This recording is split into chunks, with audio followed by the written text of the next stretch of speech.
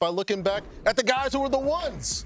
And we celebrate the top scorers from all of fantasy football. And I'll start with the number one running back. That's Saquan Barkley. 24 carries, 109 yards, 3 touchdowns. 3 touchdowns in a game.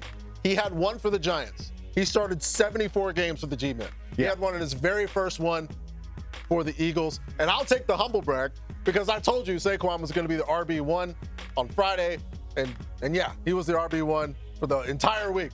So congratulations to Saquon Barkley and to me for being right for once. There's a producer back there being like, what does he mean by humble brag? By humble brag, yeah. Jaden Reed was fantastic, and we spent all offseason arguing the pecking order of the Green Bay wide receiver room. Is it Jaden Reed? Is it going to be Christian Watson?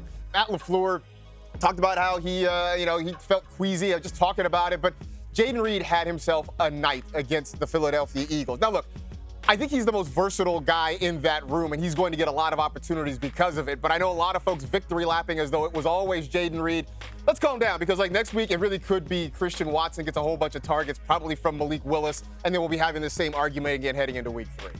In an NFL Fantasy Live exclusive, a quarterback nobody was talking about the entire offseason, Josh Allen, comes through with over 30 fantasy points for the Buffalo Bills. There were a couple of questions. What is going to happen without Stephon Diggs? Joe Brady loves to run the football. Guess who else loves to run the football? Josh Allen. I know there's a lot of you. I've seen it because you've sent me these images of your teams where you're like, I picked Josh Allen in the first and I don't care. You know what?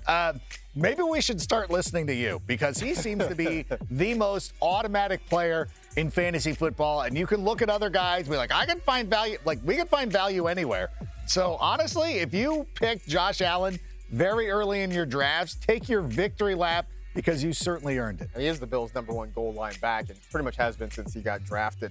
Isaiah Likely, very likely, is going to be the #1 waiver wire target in your league. He showed up 9 catches, a $111, and a touchdown. It had us all wondering whether or not Mark Andrews is washed.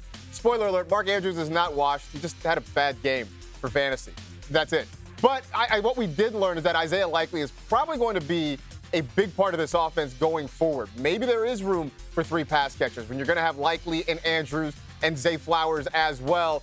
So this is a guy you're going to be adding off the waiver wire. Try not to overspend for him, but do understand that there's going to be a chance for him to have some other big games this year. Let's take a moment to talk about the absolute stars of fantasy football over the weekend, the Bears DST. There was no doubt in my mind during this game watching Will Levis sitting around there at Rip Beer Company in Huntington Beach, California, where we watch all the games. So Will Levis is going to do something stupid and then show the surrender cobra. Will Levis makes the pass and just goes into the full surrender cobra. Tyreek Stevenson goes out there, finishes the game. Oh, and by the way, remember that trade the Bears made? Oh, turns out he was pretty good. All the Seahawks fans who were getting in our mentions like, oh, this guy's not very good. 2 sacks, forced a fumble. I think this Bears defense is going to be carrying this team for a couple of weeks till Caleb Williams really starts to get his footing. But if you picked up the Bears DST, continue to play them. I will say even this week against the Texans, a very good team, no doubt about it. I'm still playing the Bears defense. Yeah, a very good team. A very good week 1. Thank you. Salute to week 1. We appreciate your service, but it's over. We'll see you in 2025.